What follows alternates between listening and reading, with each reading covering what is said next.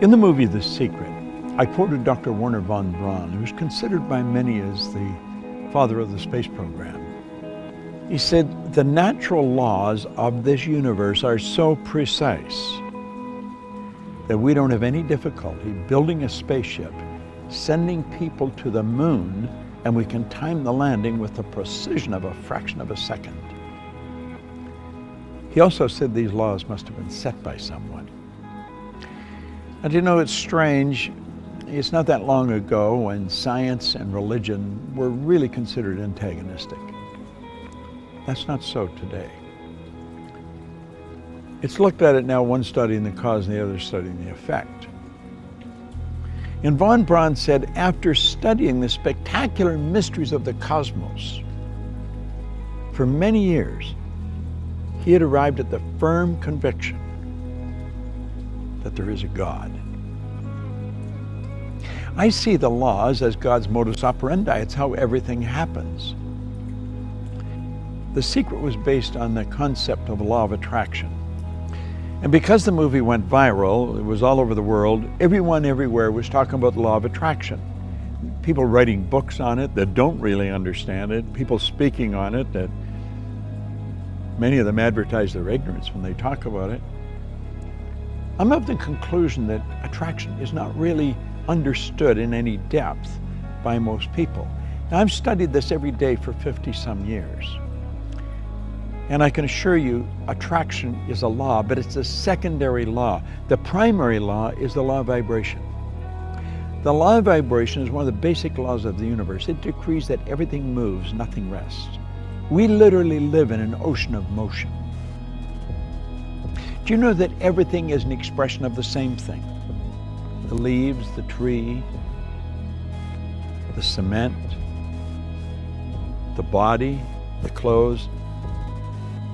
It's all energy at a different rate of vibration.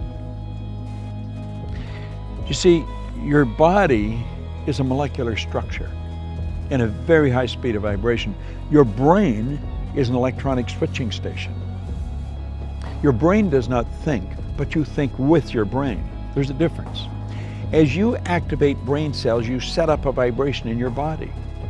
For me to just move my hand like that, I had to activate brain cells or my hand wouldn't have done it. If a person's had a stroke, where the blood just stops going to a section of the brain, those brain cells become dead. The movement in the body, in that part of the body that is controlled by those cells, stops. Vibration is something that must be understood if you're going to take control of your health. It must be understood if you're going to take control of your relationships. It must be understood if you want to become wealthy. And if you want to really master the art of selling, vibration is an essential. You've got to understand it. And yet almost all the sales training programs that are done worldwide have nothing about the law of vibration in them. As Robert Louis Stevenson said, everybody's selling. You're selling an idea, a product, or a service. And it's true. The teacher's selling the student. The parent's selling the child's selling the parent. Well, what do we mean selling? Well, the professional salesperson understands that selling is doing something for someone, not to someone. And the professional will sit down and they will get to know the prospect. They will find as much about the prospect as they can.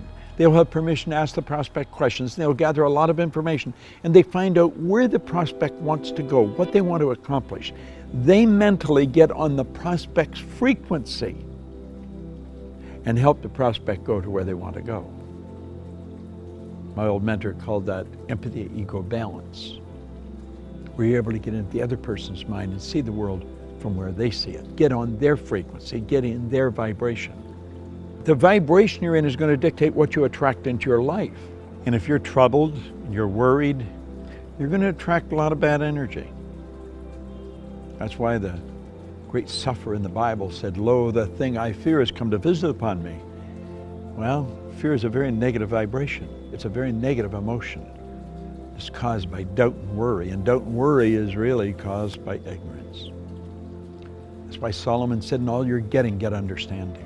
What do we want to understand? I think we want to understand the laws that govern our being, the laws that govern our universe. And then we want to understand how to get in harmony with the law. Everything you want will come to you when you get in harmony with it. Vibration is essential to understand, but only one person, maybe 10, has any grasp of it at all. If you ask a person how they feel, what they're really telling you is their conscious awareness of the vibration they're in. If a person says, I just don't feel very well, that person's probably in a very negative vibration. A person said, I feel wonderful, they're in a very good vibration.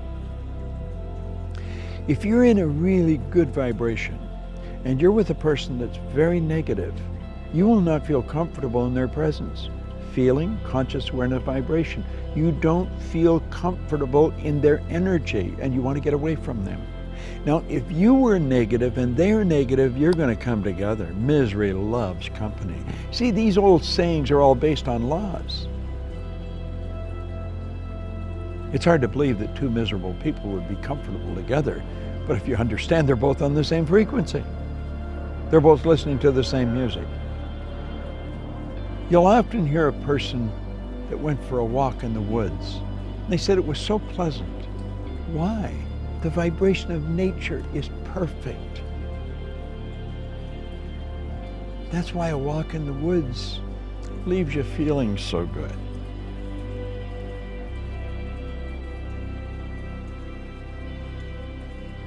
What do you understand about the law of vibration?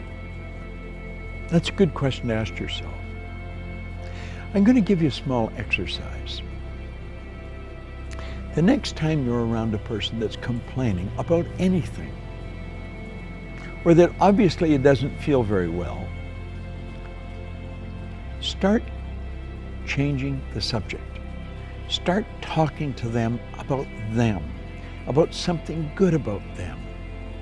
Compliment them, but make it a sincere, merited compliment, not false praise, no flattery. Pick out something good that they do and slowly turn the subject around to that. Let them know how much you admire how well they do it. And you know something?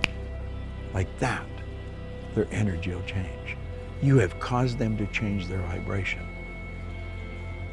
Now, the beautiful truth about this, when you do it, you'll learn how to do it to yourself when you're not feeling very good. That's the beautiful truth. We are in control of how we feel. I was reading something by Viktor Frankl, the author of Man's Search for Meaning, a Viennese psychiatrist, spent the war years in a concentration camp. He said, in every situation, there is a space between the situation and how you respond to it. And in that space, you can decide how you're going to respond. Now, that space may only be a millisecond, but in that space, you can decide, are you going to react or are you going to respond? Think of it. In every situation, between the situation and your response, there is a space. And in that space, you can decide how you're going to respond. Vibration is something that I love studying.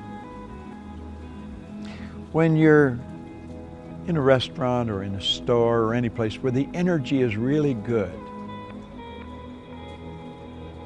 you feel very comfortable. It's the vibration in the place. You've gone into a restaurant and sat down, and before you ordered anything, all of a sudden you don't want to eat there. Why? It's the energy, it's the vibration of that place. You should get up and leave. Go where you feel comfortable. Do what makes you feel good. That's why people that are doing what they love never have to work again. They spend their whole life in a wonderful vibration. The person who truly understands how to pray puts himself in a wonderful vibration. I want to suggest you study it and understand this. you will attract to you whatever you're in harmonious vibration with. You are in control of the vibration you're in.